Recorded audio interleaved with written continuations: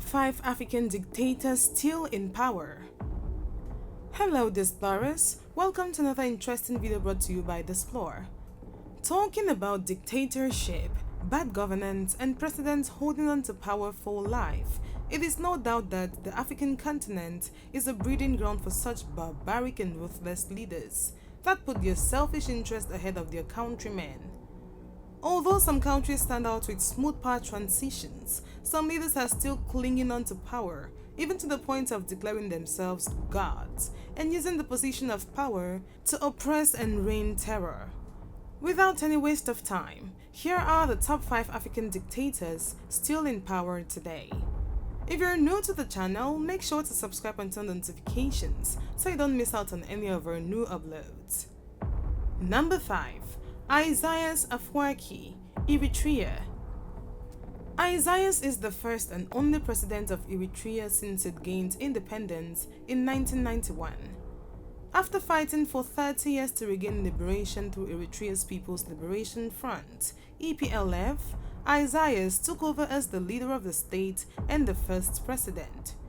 He is the leader of Eritrea's only party, the People's Front for Democracy and Justice.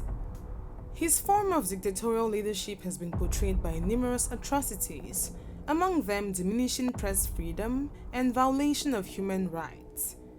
The United Nations has ranked his leadership as one that undermines the rights of citizenry, while Amnesty International has ranked Eritrea last in press freedom for 8 years running. Number 4. Paul Kagame. The 1994 genocide in Rwanda, a period many Rwandans still struggle to understand, seemed like a fever that tore through the nation. It stopped as suddenly as it started when a military commander retook the capital city of Kigali from extremist Hutus and ended the conflict. Paul Kagame became a figure of peace and a central character in the rebuilding of a country decimated by conflict.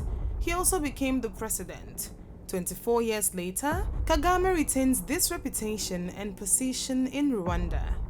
Years after the genocide, Rwanda was held up as a paradigm of conflict resolution and reconciliation, and of a country that rebuilt itself socially and economically. The international community regarded the president as democratic and motivated by good, but he would not remain so for long. Immediately following the genocide, Kagame served as Vice President and Minister of Defense. In 2000, after then-President Pastor Bizimungu's abrupt resignation, Kagame went from the de facto leader to president. Over the years, Kagame has slowly transformed into a dictatorial leader. This was put on full display in 2015, when the country's parliament voted to change term limit laws specifically for Kagame. He alone now has the opportunity to remain in power until 2034. It's a hallmark of a leader effectively awarding himself the ability to stay in power indefinitely.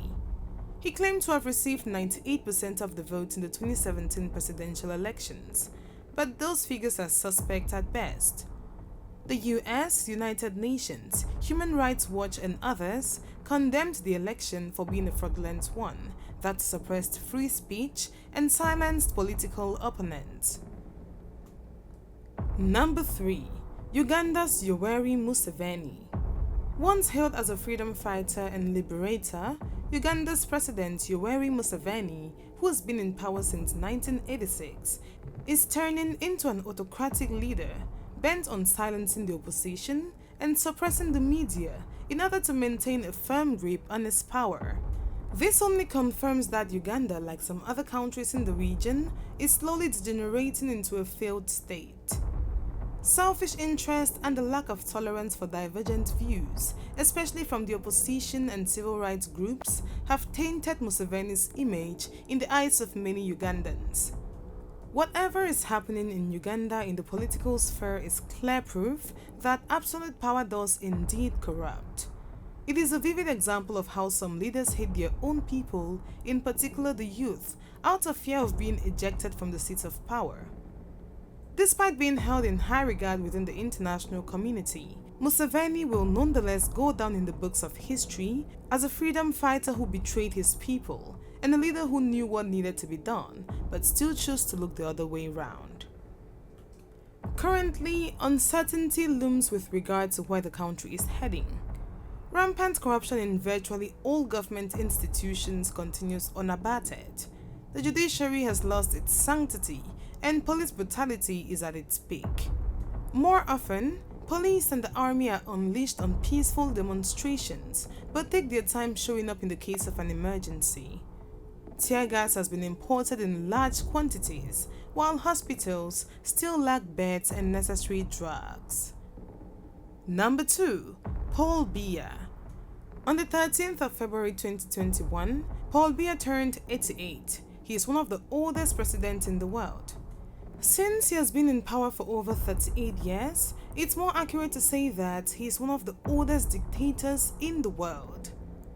On the 6th of November 1982, following the resignation of President Ahidjo, Paul Biya rose to the highest office.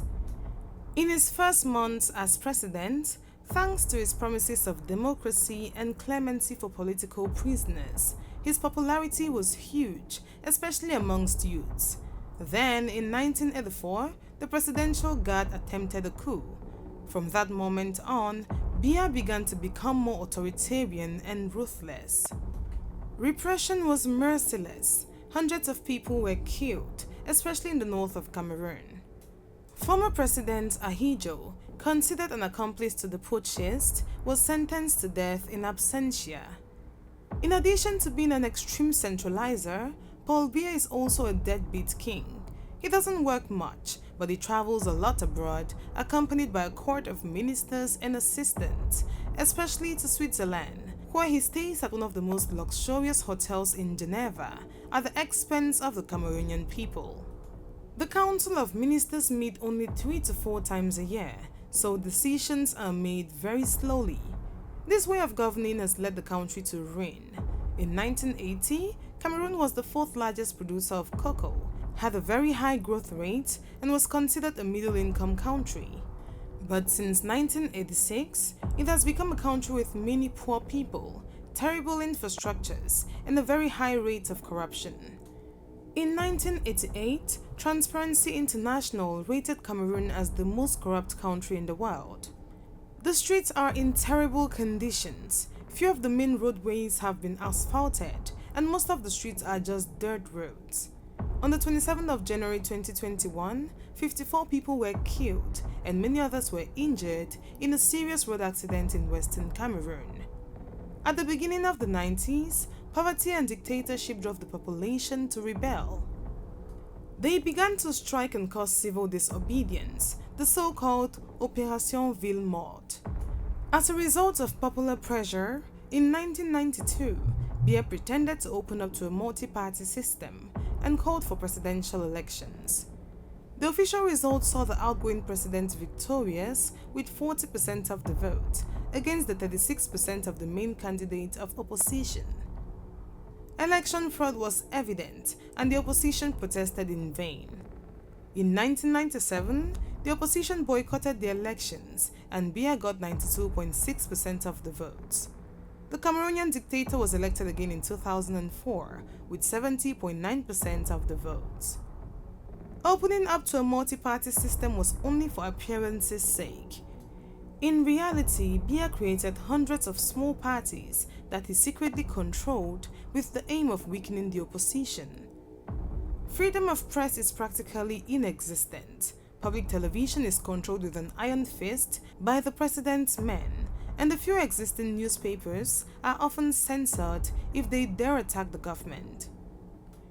In 2007, Biya announced his plan to revise the constitution, where the biggest change was eliminating the limit of 2 presidential mandates. In February 2008, a popular revolt erupted against this plan. Repression was brutal. Still in 2008, the constitutional revision was voted on by the National Assembly, and in 2011, Biya was re-elected with 78% of the vote. The American ambassador to Cameroon, Robert Jackson, reported many irregularities, but the Supreme Court rejected the claims lodged by the opposition and confirmed the dictator's victory. By then, it was clear that Paul Biya would be president for life. Paul Biya is considered the most corrupt dictator in the world, who uses his military to oppress without question. Number 1. Theodoro Obiang Basogo. Theodoro Obiang Basogo, born 5th June 1942, is an Equatorial Guinean politician who has been president of Equatorial Guinea since 1979. He came to power after removing his uncle, Francisco Macias Nguema, in a coup, and has presided over Equatorial Guinea's growing importance as a global oil producer. He was also chairperson of the African Union from 2011 to 2012. Obiang was declared the country's god over state radio in 2003, going on to put forward the claim that he could speak to God, had absolute control over all men and things, and could kill anyone without going to hell. Obiang has also cultivated a cult of personality, with speeches ending with personal well wishes to him and people wearing clothes with his face printed on them. He also has given himself many fanciful titles, primarily referring to himself as the boss. He's been called the worst African dictator and has stated that he will not step down despite the term limits put forward in the 2011 constitution. Obiang has ordered many crimes, such as unlawful killings by security forces, government-sanctioned kidnappings, systematic torture of prisoners and detainees by security forces, life-threatening conditions in prisons and detention facilities, impunity, arbitrary arrest, detention, and incommunicado detention. He is also one of the wealthiest leaders in the world, with a net worth of $600 million. He took full control of the treasury in 2003 and took $300 million in payments from ExxonMobil and Hess Corporation in 2004. Transparency International lists Equatorial Guinea on its list of 12 most corrupt states in the world. He is suspected of using public funds to purchase luxuries for his family, including properties in France, a collection of supercars, wine stores, and numerous mansions. There you have it, Explorers, top 5 dictators still in power today. If you enjoyed this video, give it a thumbs up and share with a friend. Do not forget to subscribe and also turn on the notifications so you don't miss out on any of our new uploads.